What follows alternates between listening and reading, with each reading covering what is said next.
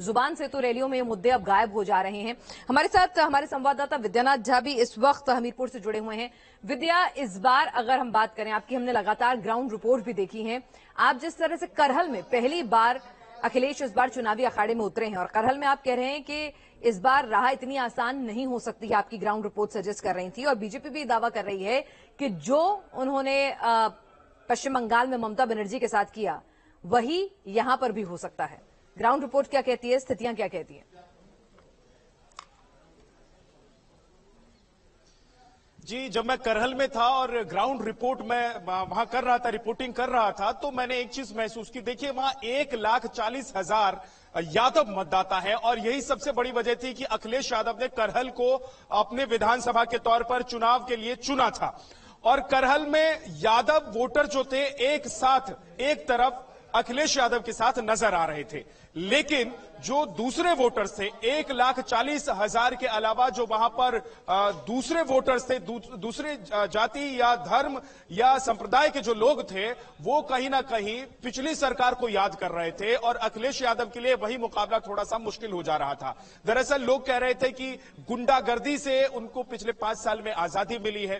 खेत पर पहले वो जाते थे, रात में वो सुरक्षित महसूस नहीं करते थे। आज वो खेत पर जाते हैं, पूरी रात रुकते हैं, कोई परेशानी नहीं होती है। महिलाओं से जब हम बात कर रहे थे तो महिलाएं कह रही थी कि पहले हम शाम होने के बाद अपने घर से बाहर नहीं निकल पाते थे, अब निकल पाते हैं। जब हम युवाओं से बात कर रहे थे तो युवाओं ने हमको बताया कि देखिए, हमने 5 साल वो देखे हैं और ये 5 साल भी देख लिए, तो हमने तय कर लिया। हालांकि वो ये नहीं बता रहे थे कि वो किसके साथ जाएंगे, किसको वोट करेंगे, और हम पूछना भी नहीं चाहते थे उनसे, बस हम उनका मन जानने की कोशिश कर रहे थे। लेकिन कहीं ना कहीं दोनों 5 साल, जो 2012 से 17 पिनाज और 17 से ये 22 वाला जो 10 साल की जो सरकारें हैं, इनको लोगों ने देख लिया था। और लोग ये बता रहे हैं कि भले ही यहां सबसे ज्यादा, करहल में सबसे ज्यादा यादव वोटर्स हो, लेकिन यह चुनाव अखिलेश यादव के लिए आसान नहीं होने वाला है। उसके पीछे बड़ी वजह यह है कि यादव लैंड होने के बावजूद बड़ी संख्या में निर्णायक वोटर दूसरी जात के वहां पर मौजूद हैं। और यही वजह है कि अखिलेश यादव ने वहां पर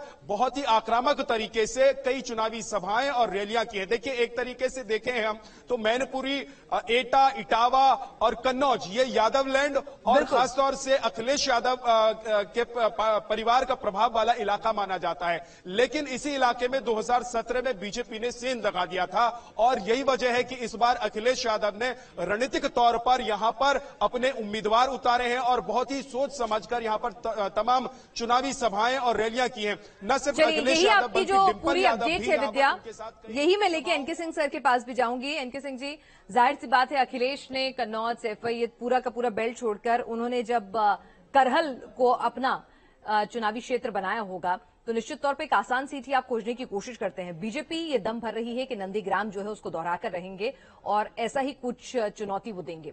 ग्राउंड से भी खबरें आ रही हैं कि अलग अलग समाज जो है वो एकजुट हो रहे हैं। आपका आकलन, आपकी समझ क्या कहती है?